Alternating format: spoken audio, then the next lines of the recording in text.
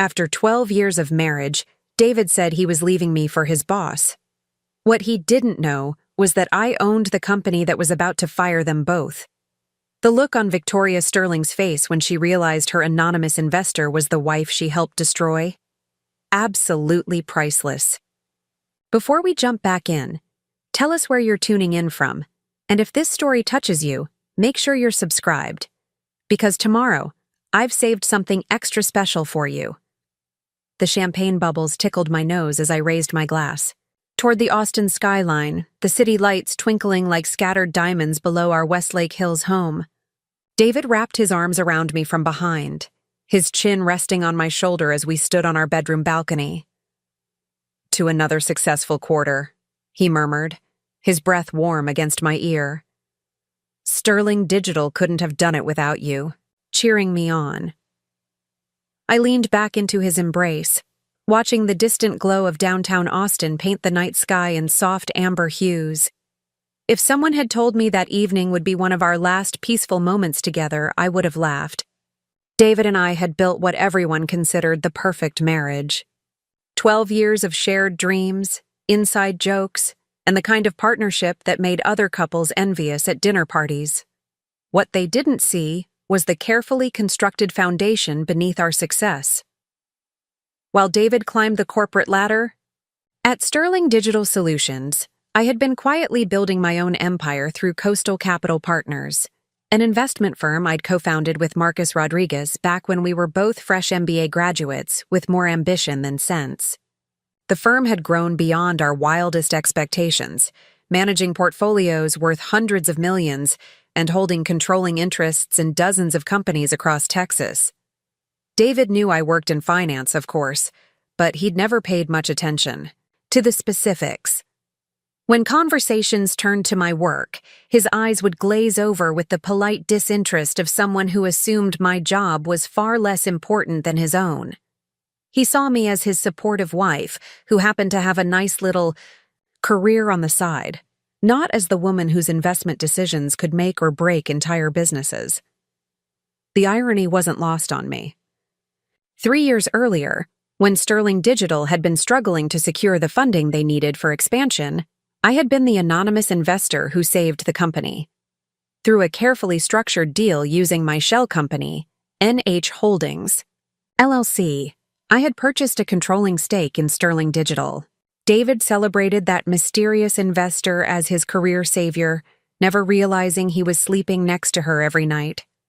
I preferred it that way. The anonymity gave me freedom to make business decisions without the complication of personal relationships. Marcus handled most of the day-to-day interactions with our portfolio companies, while I remained the shadowy figure behind the scenes. It protected both my marriage and my business interests, allowing me to operate in a world where being underestimated was often an advantage.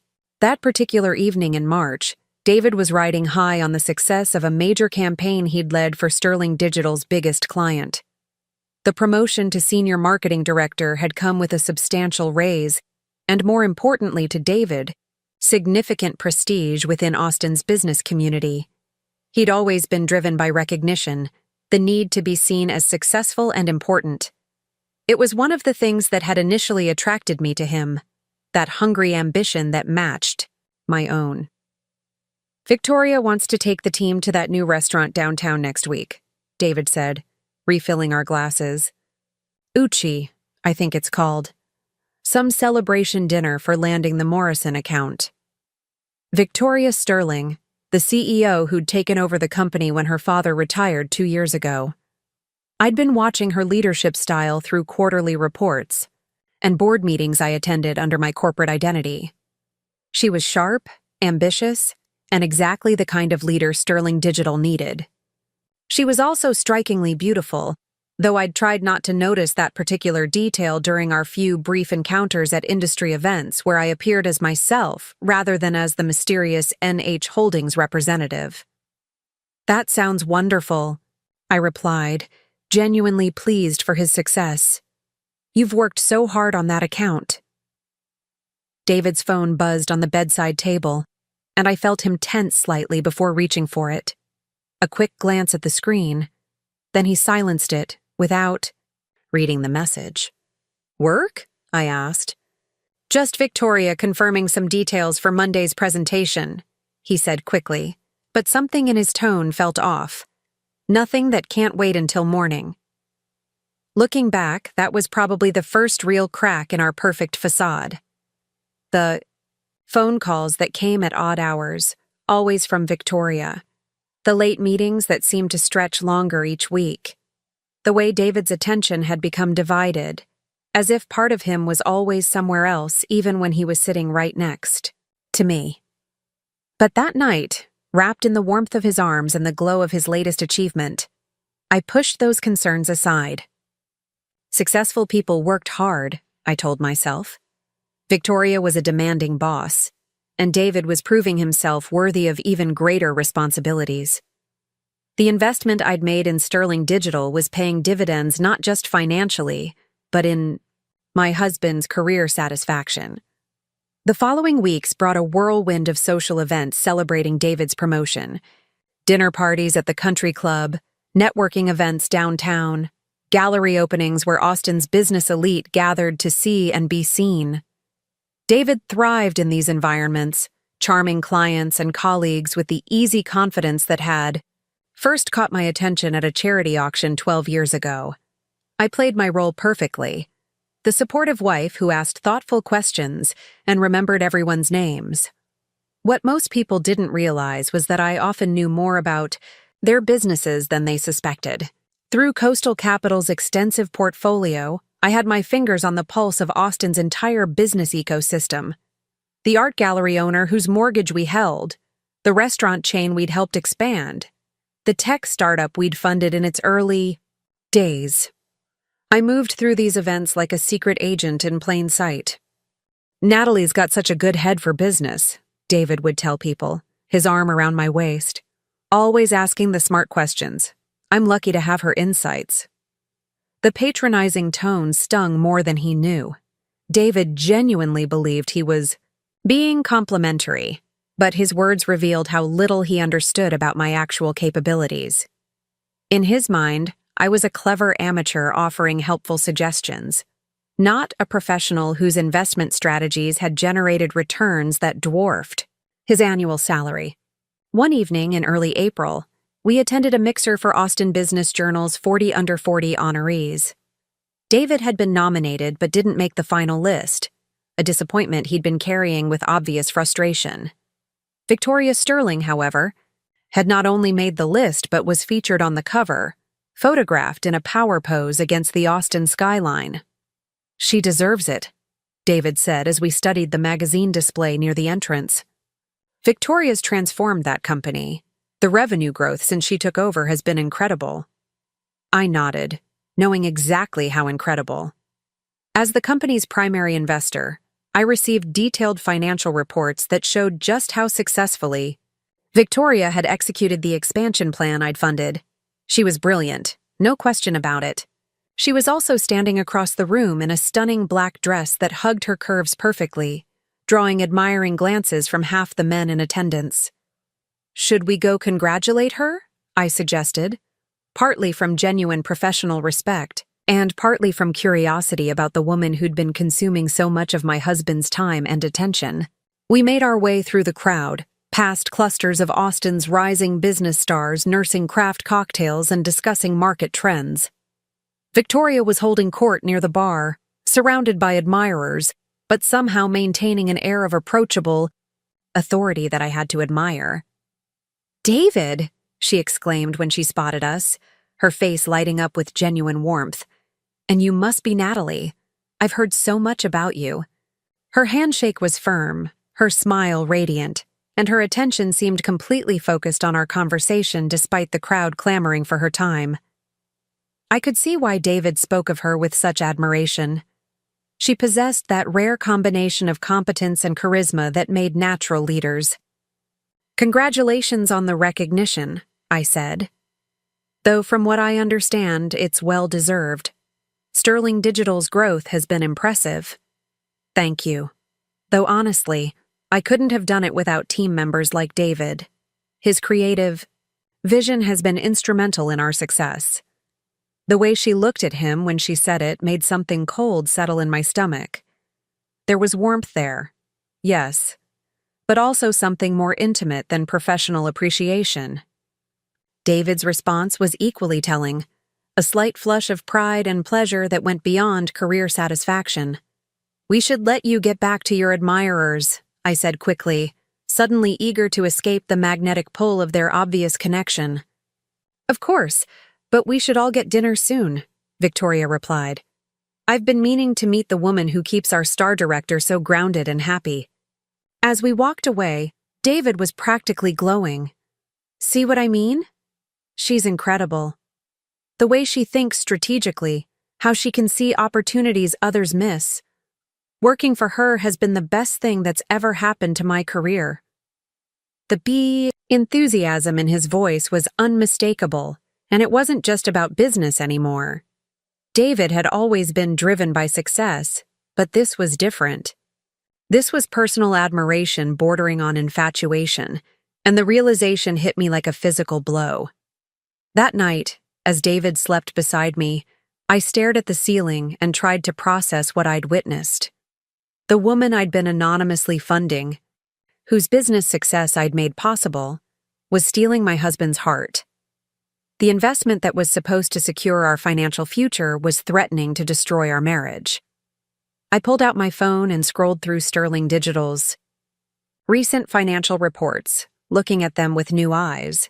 The company was thriving, yes, but Victoria's leadership style was creating a culture where long hours and intense dedication were not just expected, but celebrated. David wasn't just working late because the job demanded it. He was working late because he wanted to impress her, to prove himself worthy of her attention and approval. The next morning brought the first direct confrontation with the reality I'd been avoiding. David's phone rang during breakfast, Victoria's name flashing on the screen. Instead of the quick, professional conversations I was used to overhearing, this call stretched on for 20 minutes. David's voice was animated, punctuated by laughter that sounded more intimate than professional. "Sorry about that," he said when he finally hung up. "Victoria had some ideas about the Henderson proposal that she wanted to run by me." "On a Saturday morning?" I asked, trying to keep my tone light. You know how she is. When inspiration strikes, she acts on it. That's what makes her such an effective leader. I watched him finish his coffee, noting the way his eyes lit up when he talked about her ideas, the energy that seemed to radiate from him whenever her name came up. Preparing and narrating this story took us a lot of time, so if you are enjoying it, subscribe to our channel. It means a lot to us. Now back to the story. This wasn't just professional admiration anymore. David was falling in love with his boss, and he either didn't realize it or didn't care enough to hide it. The following weeks brought a parade of warning signs that I could no longer ignore. David's grooming habits changed subtly. Better cologne, more attention to his appearance, a new gym membership that he actually used. Our dinner conversations increasingly centered around Victoria's latest initiatives, her insights, her vision for the company's future. When I tried to steer discussions toward our own plans or interests, David's attention would drift, his responses becoming perfunctory. The final piece of evidence came during a dinner party at our neighbors, the Chens. Tommy Chen had mentioned seeing David and Victoria at the Continental Club the previous Thursday, sharing what looked like an intimate conversation over drinks. "Probably talking business," Tommy had said with a knowing smile, though they seemed pretty engrossed in each other. David's explanation later was smooth and reasonable. A client had canceled a meeting, leaving them both with unexpected free time. Victoria had suggested they use the opportunity to strategize about the upcoming quarterly review. Nothing inappropriate, just two colleagues making productive use of an unexpected break in their schedules. But I knew my husband well enough to recognize the signs. The slight defensiveness in his tone, the way he avoided eye contact when explaining, the unnecessary detail that suggested a rehearsed story. David was having an affair, or at least moving steadily toward one, and he was doing it with the woman whose company I secretly owned. The irony was almost laughable. I had funded Victoria's success, enabled her rise to power, and now she was using that position to seduce my husband. The investment I'd made to secure our future was becoming the instrument of our destruction. And David, oblivious to the web of connections around him, was walking blindly toward a betrayal that would cost him far more than he could possibly imagine. As I lay awake another night, listening to David's peaceful breathing beside me, I realized that our perfect life had been an illusion all along. The success, the harmony, the shared dreams, all of it built on foundations of secrecy and misunderstanding that were finally beginning to crumble. Soon, I would have to decide whether to fight for what we'd built or prepare for the inevitable collapse. What David didn't know was that when the collapse came, I would be the one controlling how far and how hard he fell. The anonymous investor he'd never bothered to learn about was about to become the most important person in his life, and not in the way he'd ever imagined. The text message arrived on a Tuesday morning while I was reviewing quarterly reports in my home office. David had left for work an hour earlier, kissing my cheek with the distracted air of a man whose thoughts were already elsewhere.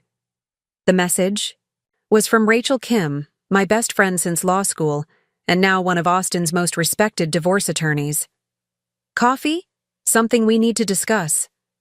Rachel never used that tone unless something serious was brewing. I agreed to meet her at Josephine House, a quiet spot in East Austin where we could talk without running into anyone from David's professional circle. The drive gave me time to prepare myself for whatever bomb Rachel was about to drop, though. Nothing could have readied me for the devastating precision of her revelation. She was already seated when I arrived, her usually immaculate appearance somehow subdued. Rachel had built her reputation on being unflappable in the face of messy divorces and bitter custody battles, but today she looked genuinely uncomfortable. "I've been debating whether to tell you this for weeks," she began without preamble. "But as your friend, I can't stay quiet anymore." She slid her phone across the table, showing me a series of photographs that made my blood run cold. David and Victoria at various locations around Austin, their body language telling a story I'd been desperately trying not to read. Outside the Driscoll Hotel, sharing an intimate dinner at a restaurant I didn't recognize, walking hand in hand through Zilker Park. The final image showed them kissing in the parking lot of Sterling Digital's office building. "These were taken by a private investigator," Rachel said quietly. "Another client hired him to follow her. Cheating husband. And he happened to capture your David in the background. When he realized who it was, he brought the photos to me." I stared at the images, feeling strangely detached from my own devastation. Part of me had known this was coming, had seen the signs accumulating like storm clouds on the horizon. But knowing and seeing were entirely different experiences. The visual proof transformed suspicion into crushing reality. "How long?" I managed to ask. "Based on the timestamps, at least 6 weeks. Probably longer." Rachel's voice was gentle but professional. "Natalie, I'm so sorry. I know this isn't what you wanted to hear." I scrolled through the photos again, noting the easy intimacy between David and Victoria. They looked like a couple who'd been together for months, not weeks. The way she leaned into him, the protective way his arm curved around her shoulders, the obvious joy on both their faces. It was everything our marriage had been lacking for longer than I'd wanted to admit. "What are you going to do?" Rachel asked. The question hung in the air while I processed not just the betrayal, but the complex web of implications surrounding it. David was having an affair with the CEO of the company I owned. Victoria was using her position of power to seduce my husband while benefiting from my anonymous investment.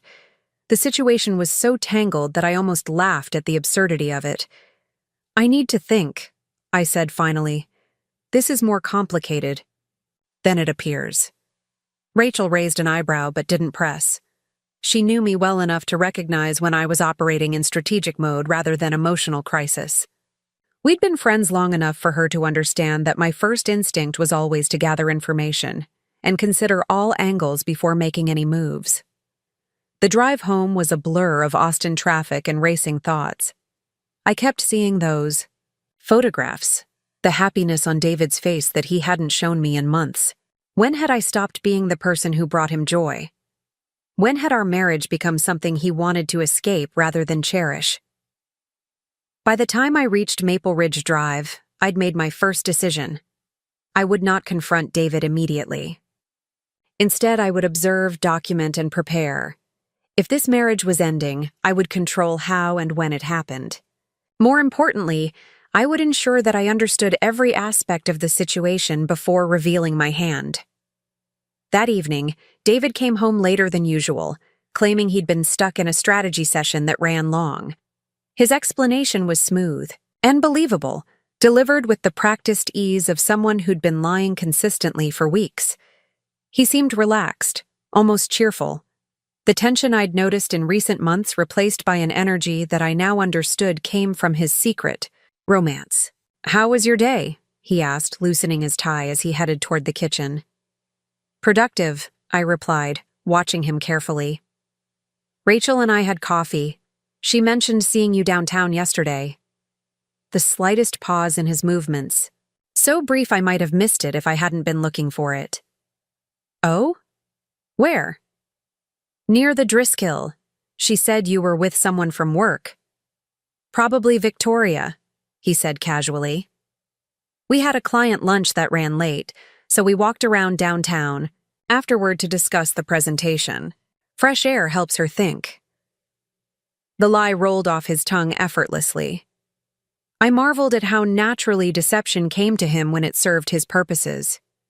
This was a side of David I'd never seen before, and it made me question how well I'd ever really known him. "She seems very dedicated," I observed. "She is. That's what makes her such an effective leader. She's willing to put in the extra time and effort to get things right." The irony of his words wasn't lost on me. Victoria was, indeed, putting in extra effort, just not the kind that would benefit Sterling Digital's shareholders. She was systematically destroying the personal life of her company's primary investor, while conducting her affair under the guise of professional dedication. Over the following days, I began my own investigation. Using my access to Sterling Digital's financial records and employee communications, I started building a timeline of David and Victoria's relationship. What I discovered was both more extensive and more calculating than I'd imagined.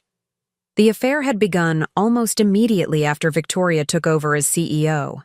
Their first documented interaction outside of normal business occurred just 3 weeks after her promotion, a dinner that was supposedly to discuss David's role in the company's expansion plans.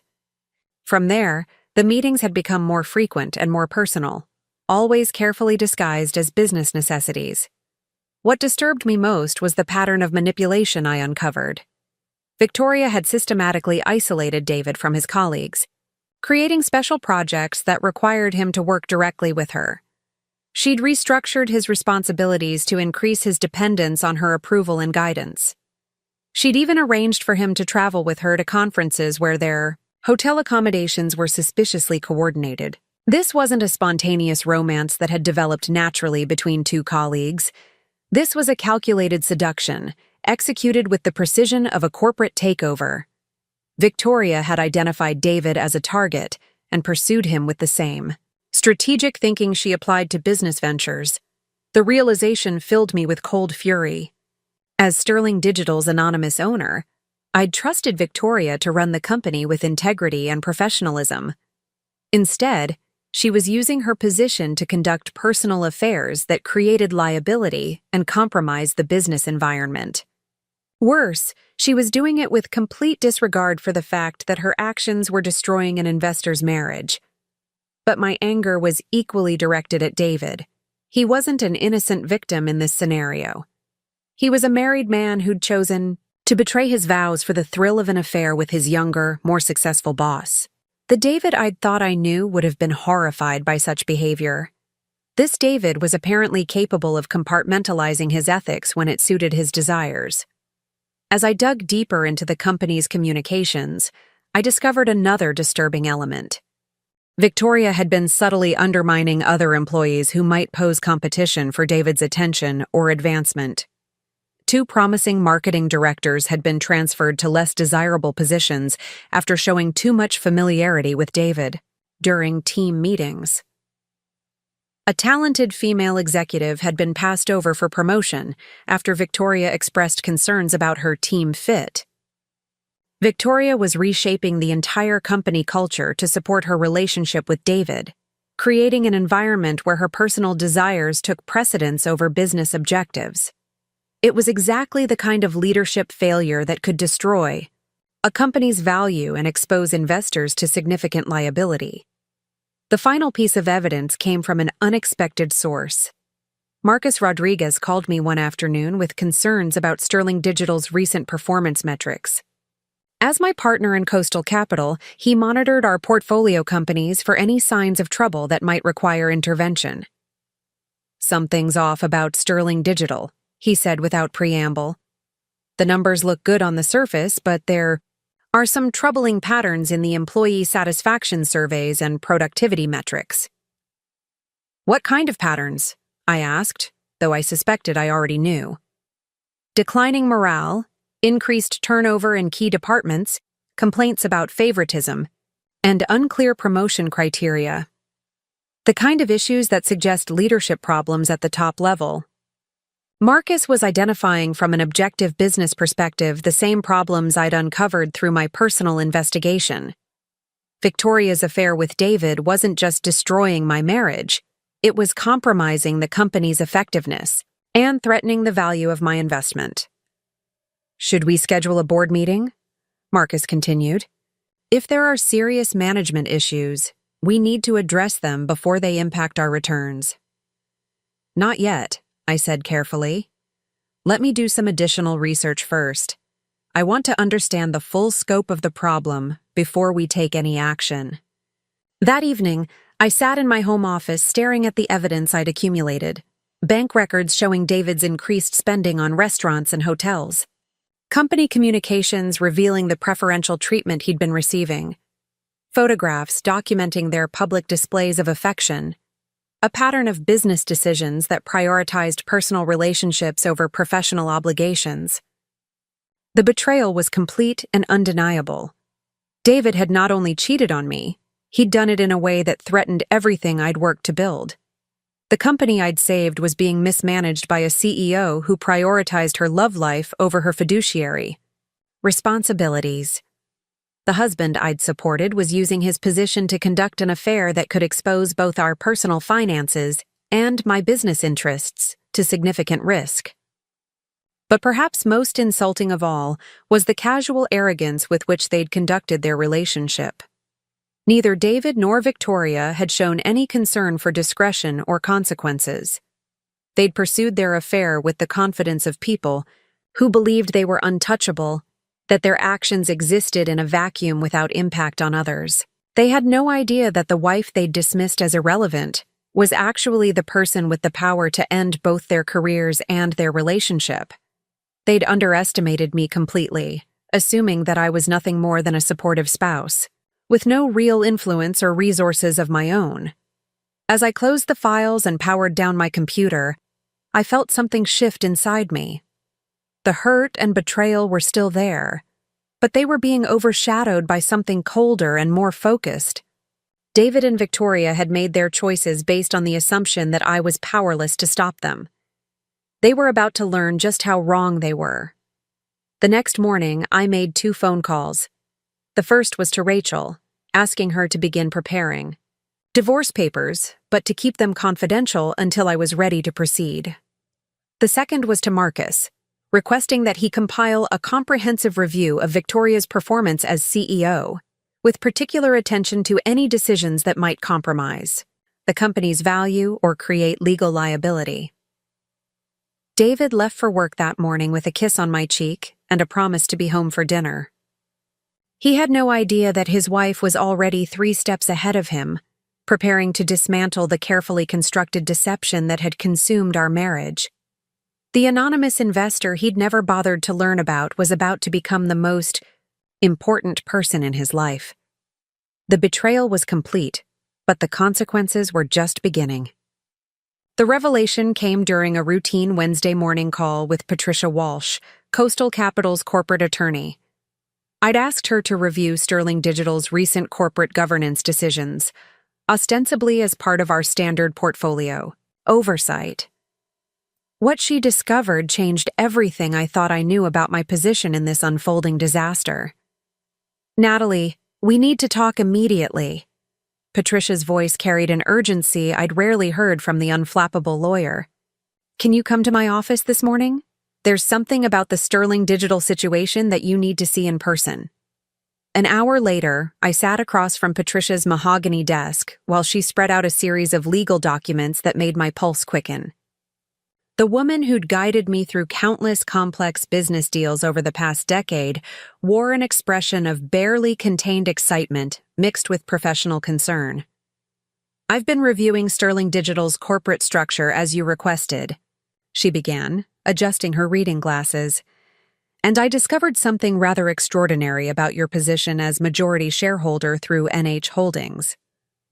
She pointed to a specific clause buried deep in the company's charter documents, language so technical that I'd missed its significance during my original investment review. "This provision gives the majority shareholder the right to call for immediate review of executive performance based on conduct that could compromise company assets or create legal liability." My heart began racing as Patricia continued her explanation. "More importantly, there's a morality clause here that specifically addresses relationships between executives and employees. If the CEO engages in conduct that creates a hostile work environment or exposes the company to harassment liability, the majority shareholder can initiate immediate removal proceedings." The implications hit me like lightning. Victoria's affair with David wasn't just a personal betrayal. It was a clear violation of corporate governance standards that gave me the legal right to remove her from her position. As the anonymous owner of Sterling Digital, I had the power to end both their careers and their relationship with a single board resolution. "There's more," Patricia continued, pulling out another document.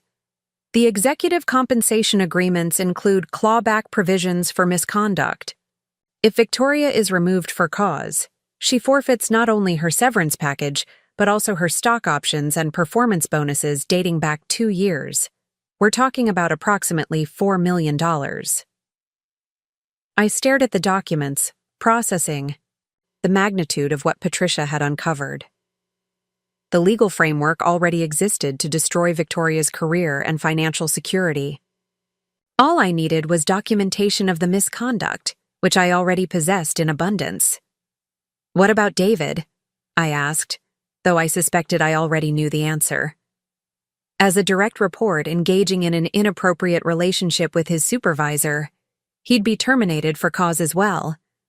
No severance, no benefits continuation, and his non-compete clause would remain in effect, essentially blacklisting him from the Austin marketing industry for 18 months.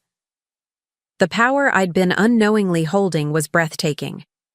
With the right legal strategy, I could eliminate both David and Victoria from their professional positions while reclaiming control of the company they'd been mismanaging. The anonymous investor they'd ignored and dismissed was actually the person who controlled their professional destinies. "Patricia, I need you to prepare 2 sets of documents," I said, my voice steadier than I felt. "First, a formal board resolution, calling for CEO review based on the evidence we've discussed. Second, documentation of the hostile work environment claim, including the pattern of favoritism and retaliation against other employees. And the timeline for implementation?" I considered the question carefully. The nuclear option Patricia had outlined would devastate both David and Victoria immediately, but timing would be crucial for maximum impact. I wanted them to understand not just that they were being punished, but exactly who was administering that punishment and why. "I want everything ready to execute," but held in reserve until I determine the optimal moment, I decided. This isn't just about legal compliance. It's about justice. Patricia nodded with the grim satisfaction of a lawyer who appreciated elegant strategy. I'll have preliminary documents ready by Friday. And Natalie? What you're planning is completely legal and arguably necessary for protecting your investment. Don't let anyone make you feel guilty about exercising your legitimate rights as majority shareholder. Leaving Patricia's office, I felt a transformation occurring within me that was both exhilarating and terrifying. For weeks, I'd been the victim in this scenario, the betrayed wife discovering her husband's infidelity. Now I understood that I'd actually been the person with the most power all along. I just hadn't realized it. The drive back to Westlake Hills gave me time to consider my next moves. Simply destroying David and Victoria's careers would be satisfying, but it wouldn't address the deeper issue of how they'd manipulated and deceived me. I wanted them to understand the full scope of their miscalculation before I revealed my hand. That afternoon, I made a decision that surprised even me. I called Sterling Digital's main number and asked to schedule a meeting with Victoria Sterling to discuss potential investment opportunities. Using my real name rather than the NH Holdings corporate identity, I positioned myself as a successful Austin investor interested in exploring partnership possibilities. Victoria's assistant was immediately accommodating. Ms. Sterling would be delighted to meet with me Thursday afternoon. Could I provide some background on my investment focus? I gave a carefully edited version of my credentials, emphasizing my portfolio's performance without revealing the full extent of my resources or the fact that I already owned her company. The plan crystallizing in my mind was both simple and devastating. I would meet with Victoria face-to-face, allowing her to pitch me on investing in the company I already owned while she conducted an affair with my husband. The irony would be exquisite, and it would give me the opportunity to observe her up close while she remained completely unaware of who I really was. Wednesday evening brought another piece of the puzzle into place when David announced he'd be attending a Sterling Digital team dinner Thursday night. Victoria's treating the senior staff to celebrate the Morrison account's success, he explained with barely contained enthusiasm. Should be a nice evening.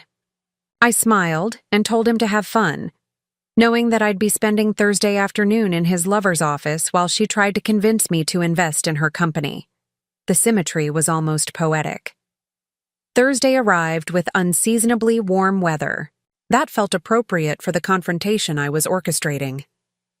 I dressed carefully for my meeting with Victoria, choosing a navy blue suit that projected authority without appearing threatening. I wanted to be memorable, but not in a way that would make her suspicious. Sterling Digital's downtown offices occupied 3 floors of a gleaming glass tower that showcased Victoria's taste for modern aesthetics. The reception area featured abstract art and minimalist furniture that spoke to success and sophistication. It was exactly the kind of environment that would impress potential investors and clients. Victoria's assistant led me to a conference room on the top floor with panoramic views of Austin's skyline. Victoria entered moments later, and I had to admit that seeing her in her professional environment was impressive. She moved with confidence and authority, every inch the successful CEO who'd transformed her father's company into a regional powerhouse. Ms. Harper, thank you so much for coming in, she said, extending a perfectly manicured hand. I understand you're interested in learning more about Sterling Digital's growth trajectory. Up close, Victoria was even more striking than I'd remembered. From our brief encounter at the networking event, she possessed that rare combination of beauty and intelligence that made her naturally magnetic. I could understand why David had been drawn to her, even as I resented the pain that attraction had caused. I'm always interested in well-managed companies with strong leadership, I replied, settling into the chair across from her.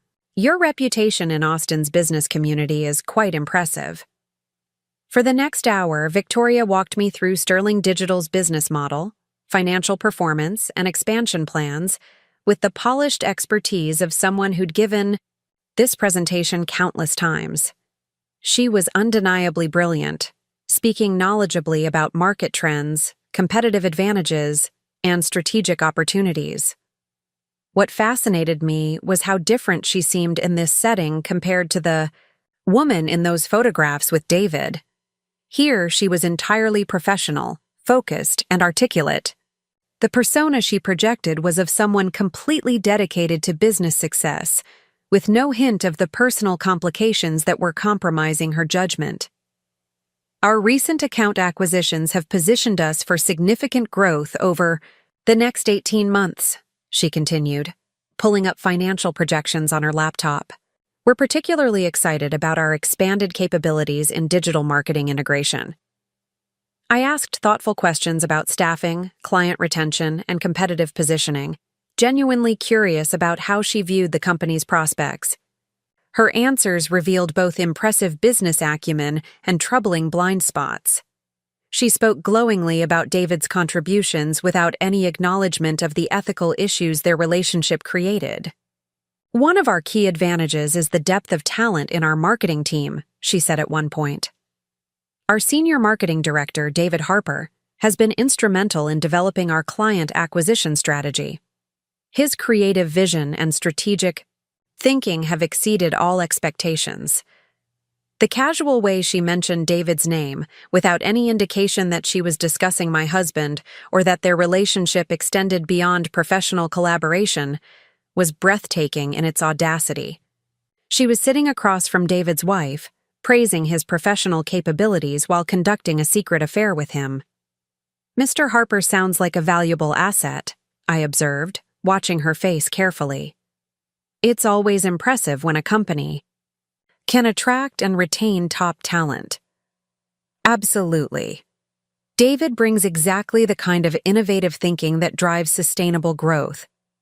He's become an integral part of our leadership team. The euphemism was particularly galling. David had indeed become integral to Victoria's plans, just not in the way that would benefit Sterling Digital's shareholders. I wondered if she genuinely believed her own corporate speak, or if she was simply that comfortable with compartmentalizing her professional and personal motivations. As the meeting continued, I found myself developing a grudging respect for Victoria's business capabilities, even as I planned her professional destruction. She was clearly talented and had genuinely improved Sterling Digital's performance during her tenure. Under different circumstances, she might have been exactly the kind of CEO that would maximize my investment returns.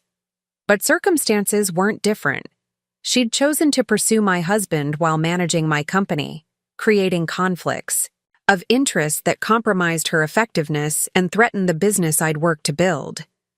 Talent without integrity was ultimately worthless in a leadership position. I'm impressed by what you've accomplished, I said as our meeting drew to a close. Sterling Digital clearly has strong fundamentals and capable leadership. I'd like to have my team review your materials in more detail before making any investment decisions. Of course, Victoria replied, standing to shake my hand again. I appreciate your interest, and I hope we'll have the opportunity to work together. Companies like Sterling Digital benefit enormously from partnership with sophisticated investors who understand our industry. The irony of her words was almost overwhelming. She was expressing hope for partnership with an investor who already owned her company and was preparing to use that ownership to end her career. She was praising sophisticated investors while conducting herself in a manner that demonstrated complete disrespect for investor interests. I'll be in touch soon, I promised, gathering my materials. You can expect to hear from my representatives within the next few days. Walking back to my car, I felt the final pieces of my strategy clicking into place. Victoria had given me everything I needed to justify the actions I was planning. Her casual discussion of David's contributions, her obvious pride in their collaboration, her complete lack of awareness about the ethical implications of their relationship, all provided perfect documentation of her unfitness for leadership. That evening, I sat in my home office reviewing the notes from my meeting while David prepared for his dinner with Victoria's team. The contrast between the professional woman I'd met that afternoon and the scheming seductress revealed in those photographs was remarkable.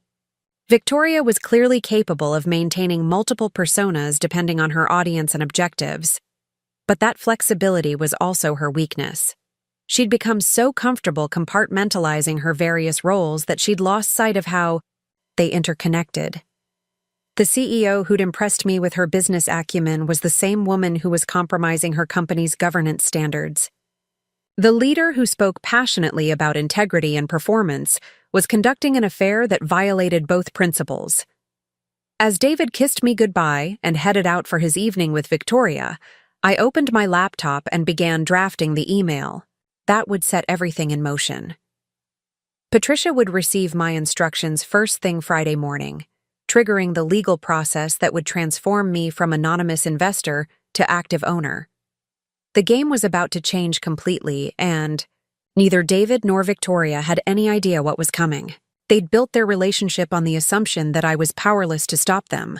Tomorrow, they would begin learning just how catastrophically they'd miscalculated. The anonymous investor they'd dismissed was about to become the most important person in both their lives, and the revelation would destroy everything they thought they'd built together. Friday morning arrived with the crisp clarity that follows decisive action. I had spent the night finalizing my strategy, and by 8 o'clock I was sitting in Patricia Walsh's office watching her review the documents that would reshape multiple lives before the day ended. The legal papers were spread across her conference table like battle plans, each one precisely crafted to maximize impact and minimize escape routes. "The board resolution is bulletproof," Patricia confirmed, adjusting her glasses as she examined the final draft. "Victoria Sterling's conduct clearly violates multiple provisions in the corporate charter. The documented evidence of favoritism, the hostile work environment complaints, and the inappropriate relationship with a subordinate all constitute grounds for immediate removal."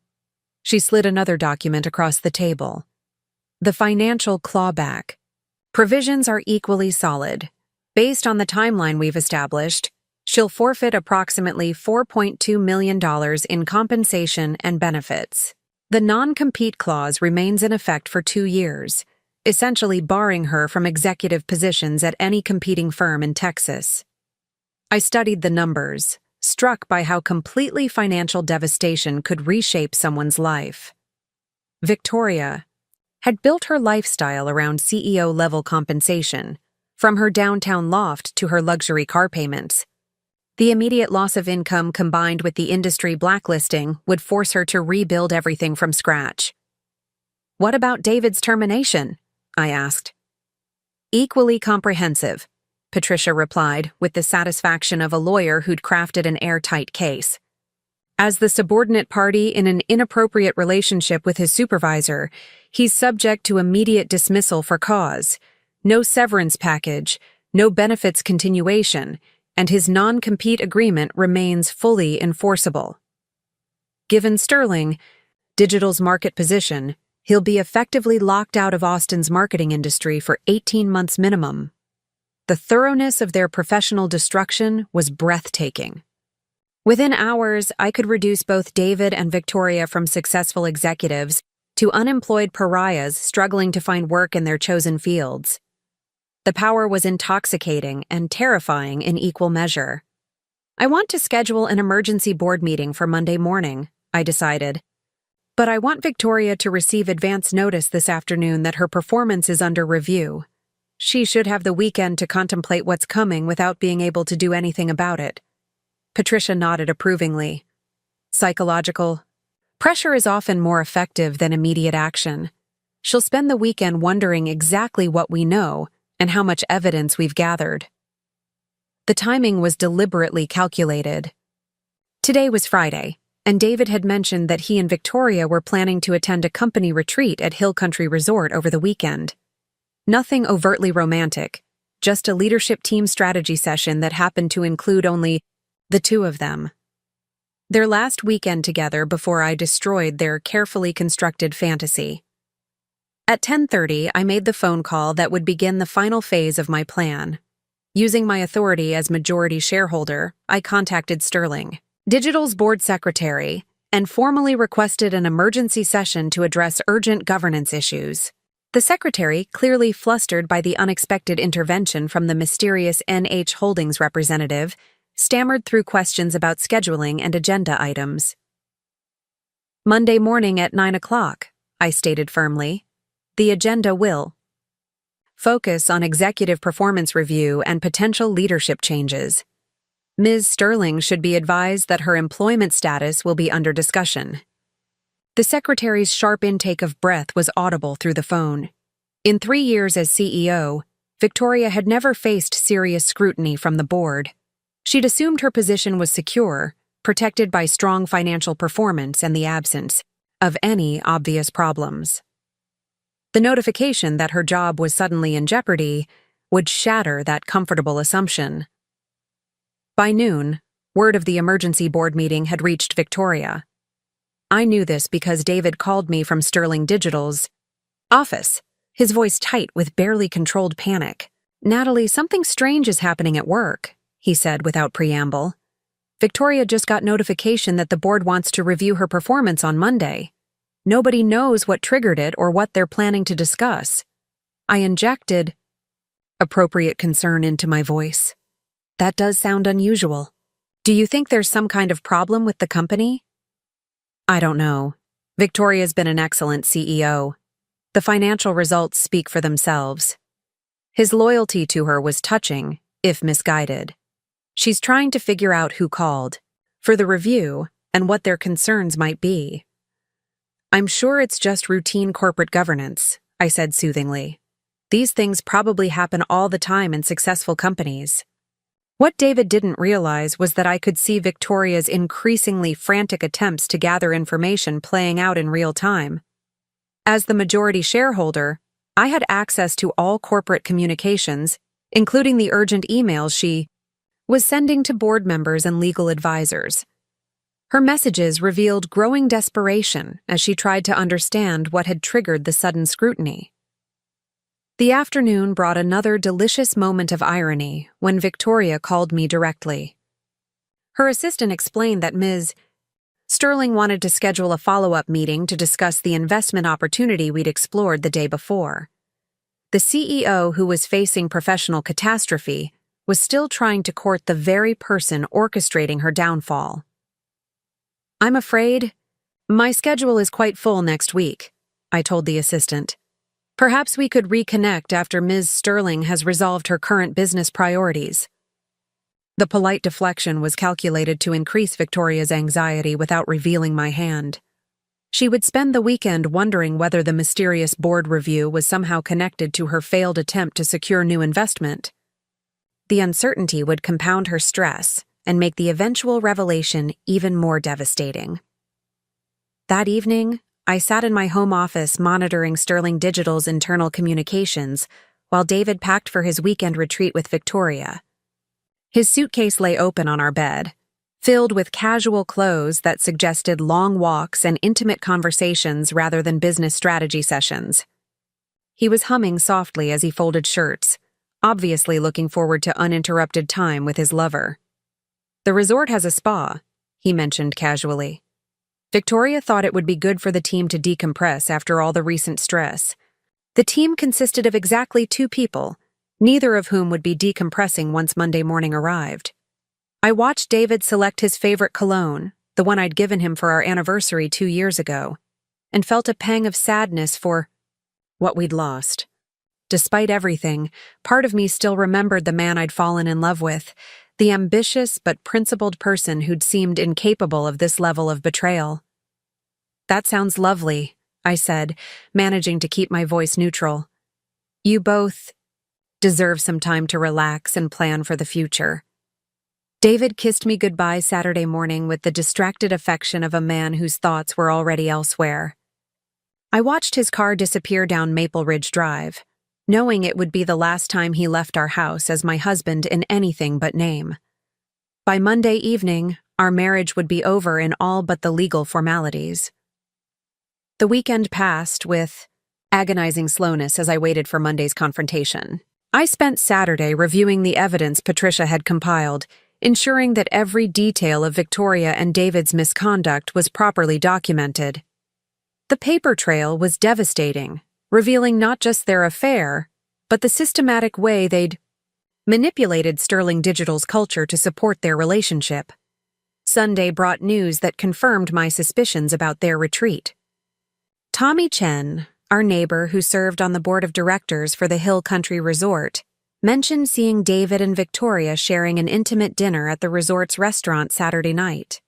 Their table was secluded, their conversation animated, and their behavior clearly that of lovers rather than colleagues. They seemed very close, Tommy observed with the knowing look of someone who'd witnessed obvious indiscretion. I hope everything's okay with you and David. The innocent concern in his voice almost made me laugh. Tommy had no idea that his casual observation was providing the final piece of evidence I needed for Monday's board meeting. The weekend retreat that David and Victoria thought was a romantic escape was actually generating documentation of their misconduct that would be used to destroy their careers. Monday morning arrived with unseasonable coolness that felt appropriate for the confrontation ahead. I dressed carefully in a charcoal gray suit that projected authority and professionalism, the armor of a woman prepared for corporate warfare. The reflection staring back at me from the bedroom mirror looked calm and determined, showing no trace of the emotional turmoil that had consumed me just weeks earlier. Patricia met me at Sterling Digital's offices at 8:30, carrying the legal documents that would reshape the company's leadership within the hour. The building's lobby was quiet, with only security guards and cleaning staff present at the early hour. Victoria's executive assistant wouldn't arrive until 9, which gave us time to prepare the conference room and review our strategy one final time. Remember, you're not Natalie Harper, the betrayed wife in this room, Patricia advised as we rode the elevator to the executive floor. You're the majority shareholder of NH Holdings exercising legitimate oversight of your investment. Personal motivations are irrelevant to the business case we're presenting. The distinction was crucial, both legally and psychologically. While my actions were motivated by personal betrayal, the justification for Victoria's removal was entirely professional. She'd violated corporate governance standards, created legal liability, and compromised the company's effectiveness. The fact that she'd done it while conducting an affair with my husband was painful irony, not the legal basis for her termination. At precisely 9 o'clock, Victoria entered the conference room expecting a routine board meeting to address whatever mysterious concerns had triggered the emergency session.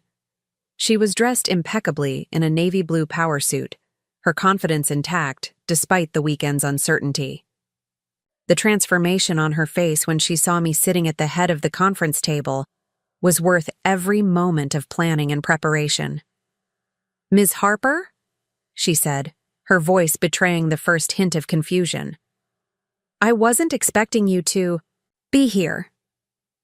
"Good morning, Victoria," I replied, gesturing for her to take a seat. "Please, sit down. We have quite a bit to discuss."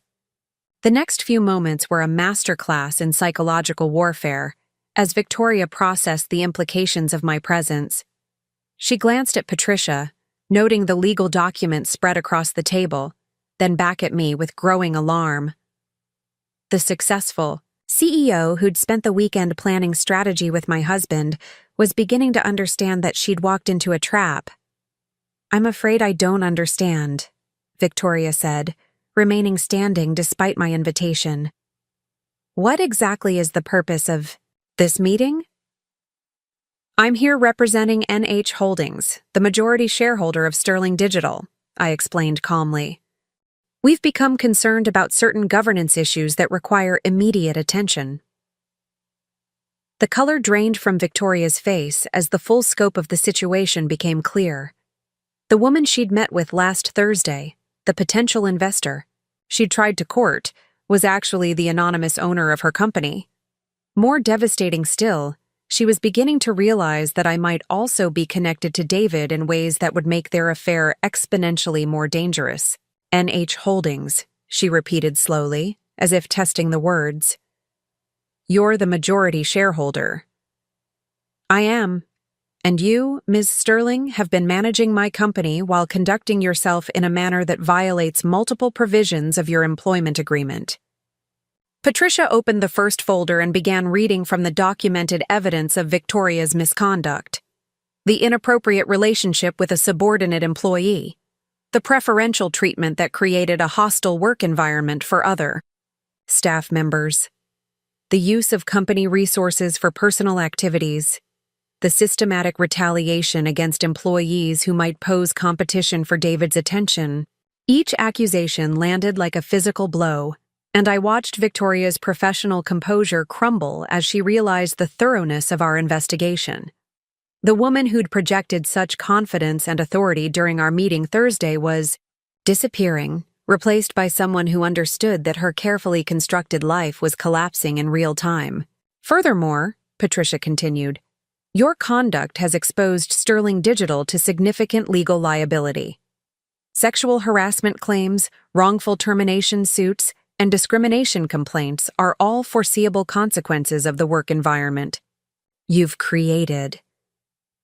This is about David, Victoria said suddenly, her voice barely above a whisper. You're David Harper's wife. The admission hung in the air like a confession. Victoria had finally connected the dots between my identity as majority shareholder and my relationship to the married man she'd been seducing. The expression on her face revealed that she understood the full scope of her miscalculation.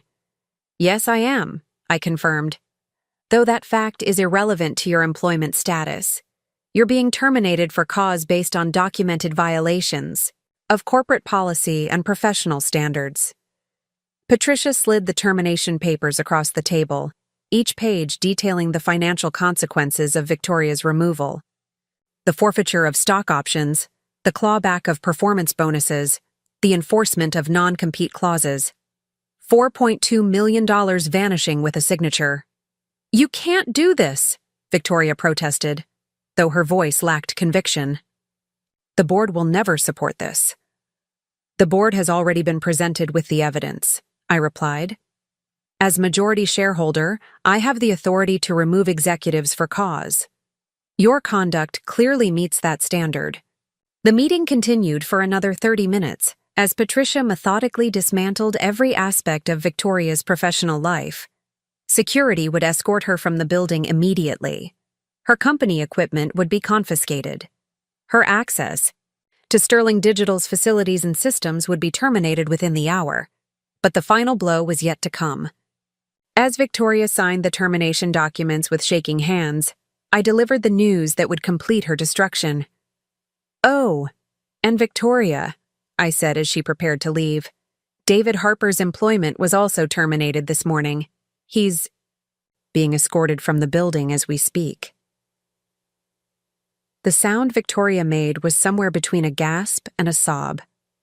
Her lover and her career had been eliminated simultaneously by the woman they'd both dismissed as irrelevant.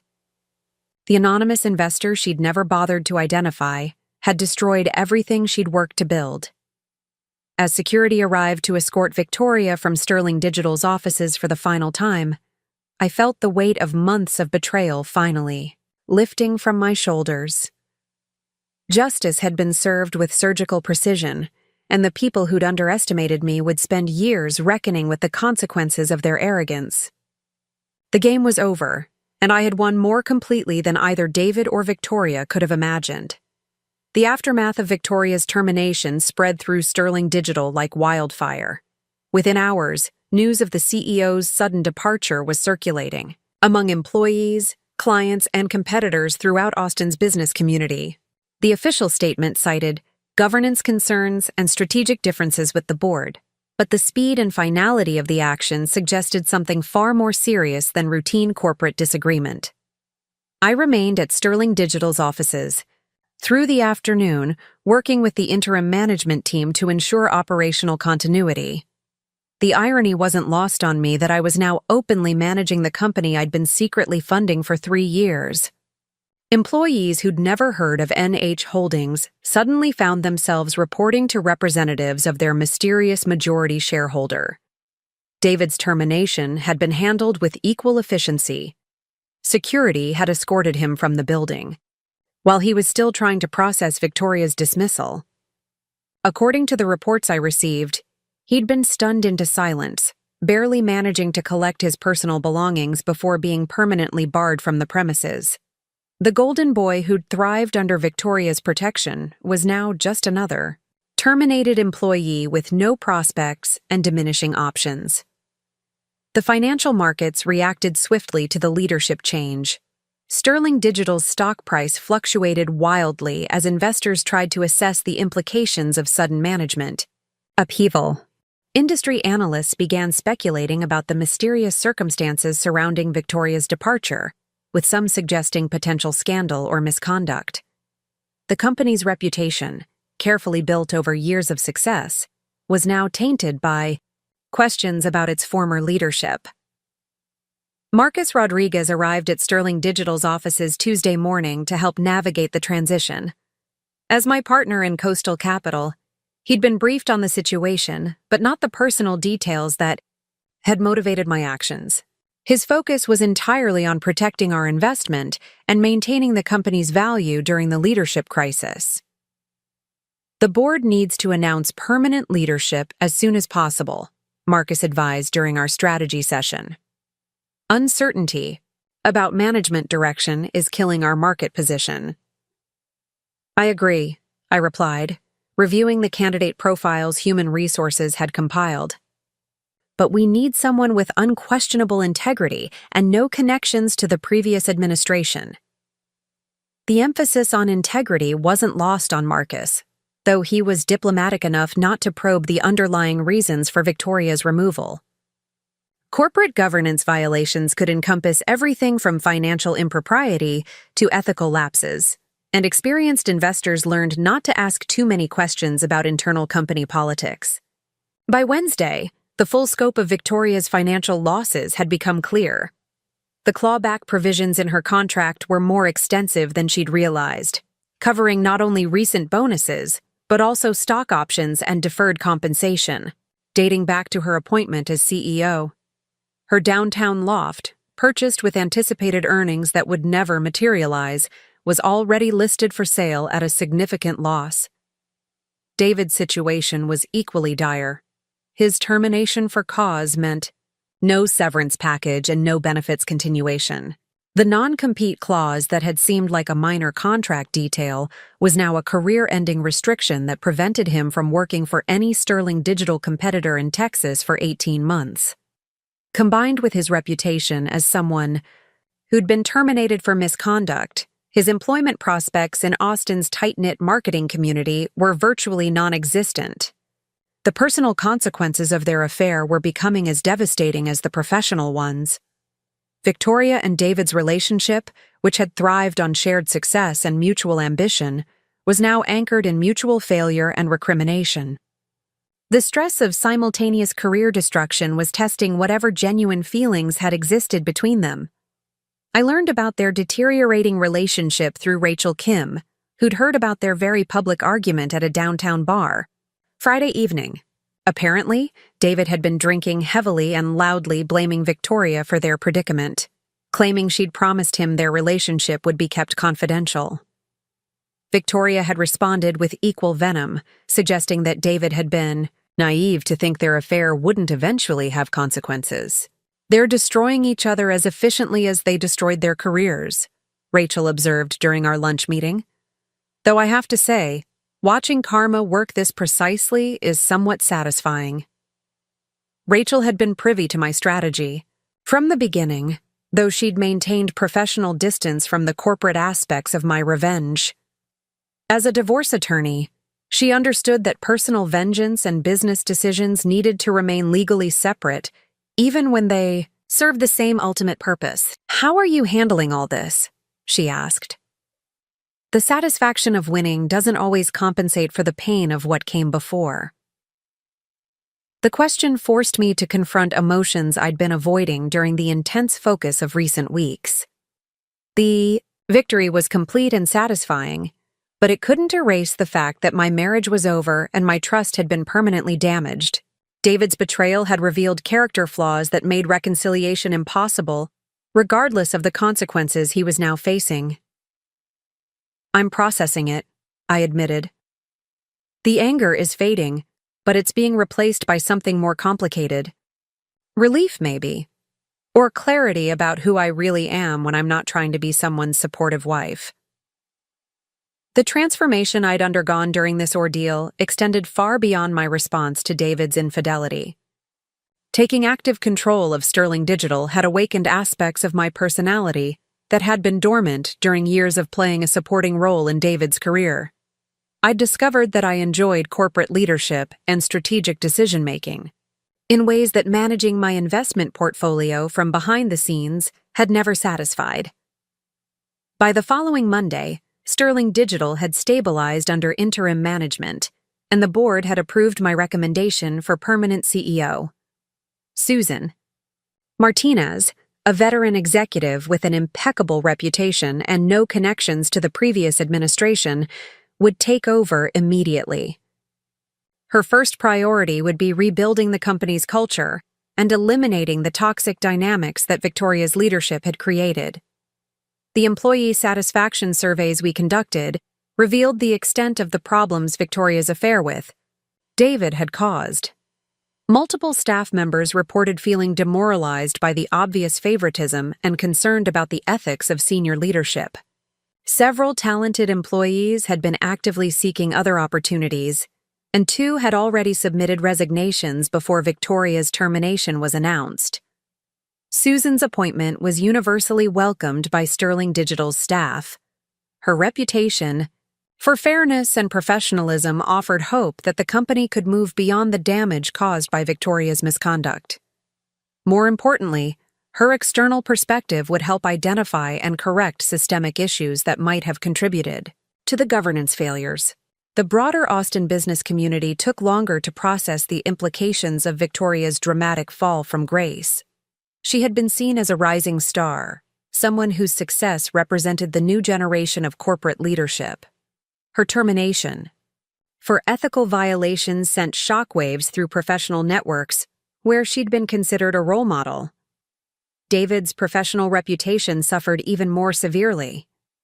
While Victoria could potentially rebuild her career in another market, David's termination as the subordinate party in an inappropriate relationship carried additional stigma. The perception was that he'd advanced through personal relationships, rather than merit, a career poison that would follow him regardless of geography. 3 weeks after the terminations, I received an unexpected phone call from David. His voice sounded hollow, stripped of the confidence and enthusiasm that had characterized our conversations during happier times. "Natalie, we need to talk," he said without preamble. "I know what you did, and I understand why you did it, but we need to discuss our future, whatever that might look like." I agreed to meet him at a coffee shop in South Austin, neutral territory where we could have a conversation without the weight of our shared history overwhelming the discussion. When I arrived, David was already seated at a corner table, looking older and more worn than I'd ever seen him.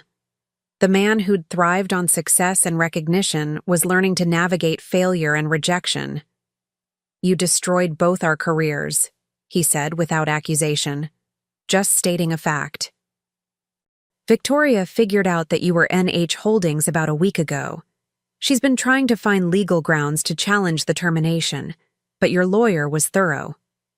"Patricia is very good at what she does," I replied, sitting across from him. Though the terminations were based on documented misconduct, not personal revenge. The results are the same either way. David stared into his coffee cup. "I lost everything. My job, my reputation, any chance of working in Austin's marketing industry. Victoria's already talking about moving to Denver or Seattle to start over." The mention of Victoria's relocation plans didn't surprise me. A geographic fresh start was probably her only option for rebuilding her career, though the circumstances of her departure from Sterling Digital would follow her regardless of location. Corporate governance violations were matters of public record, and executive recruiters conducted thorough background checks. "What did you want to discuss about our future?" I asked. "I want to apologize," David said, finally meeting my eyes. "Not because I think it will change anything, but because you deserve to hear it. I was selfish and cruel, And I destroyed something good because I was flattered by attention from someone I thought was more important than you. The apology was more honest than I'd expected, though it came far too late to repair the damage he'd caused. David was learning humility through consequences rather than conscience, which made his remorse feel more like regret about getting caught than genuine recognition of his failures. I appreciate the apology, I said carefully, but it doesn't change the fundamental issue. You chose to betray our marriage, and I chose to protect my business interests. Both decisions have consequences we have to live with. I know, David D. nodded. I'm not asking for forgiveness or reconciliation. I just wanted you to know that I understand what I lost, and it wasn't just my career. We talked for another 30 minutes about practical matters related to our divorce proceedings. Rachel had prepared comprehensive documentation that protected my business interests while providing David with basic financial support during his transition period. I wasn't vindictive enough to leave him destitute, but I wasn't generous enough to subsidize his fresh start either. As we prepared to leave, David asked one final question that revealed how completely he'd misunderstood our relationship dynamics. Did you always have this much power? He asked.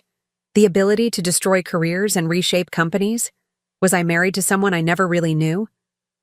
The question forced me to consider how much of myself I'd hidden during our marriage, not through deliberate deception, but through his lack of interest in understanding my professional capabilities. David had been content to see me as his supportive wife with a nice career, never bothering to investigate the full scope of my business activities. I've always been exactly who I am, I replied.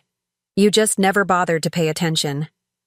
6 months later, Sterling Digital's performance had returned to pre-crisis levels under Susan Martinez's leadership.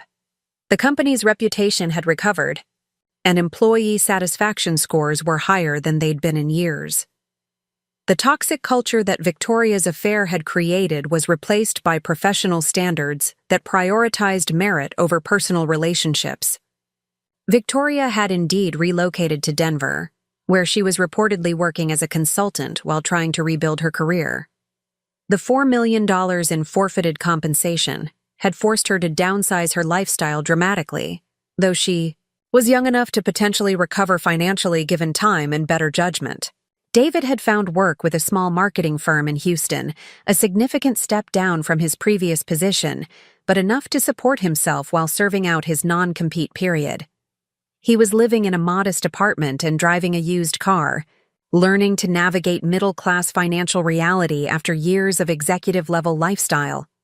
As for me, I'd discovered unexpected satisfaction in taking a more active role in Coastal Capital's portfolio management. The experience of directly managing Sterling Digital during the transition had revealed capabilities I'd never fully explored. Marcus and I were considering expanding our hands-on approach to other investments, using our combined expertise to drive performance improvements rather than simply providing capital. The anonymity that had once protected my privacy was no longer necessary or desirable. I'd learned that stepping out of the shadows and taking direct action could be far more effective than operating behind the scenes. The mysterious investor persona had served its purpose, but the woman who'd emerged from David's betrayal was someone altogether more formidable. Looking back on the entire ordeal, I realized that David and Victoria had actually done me a favor, though certainly not intentionally. Their affair had forced me to confront the limitations I'd accepted in both my marriage and my career. The process of destroying their carefully constructed deception had revealed strengths and capabilities I'd never fully utilized. The anonymous investor who'd once been content to remain hidden had become a woman willing to step into the light and claim the power she'd always possessed. Sometimes the best revenge isn't just getting even, but discovering who you really are when you stop letting other people define your worth. Up next, you've got 2 more standout stories right on your screen. If this one hit the mark, you won't want to pass these up. Just click and check them out.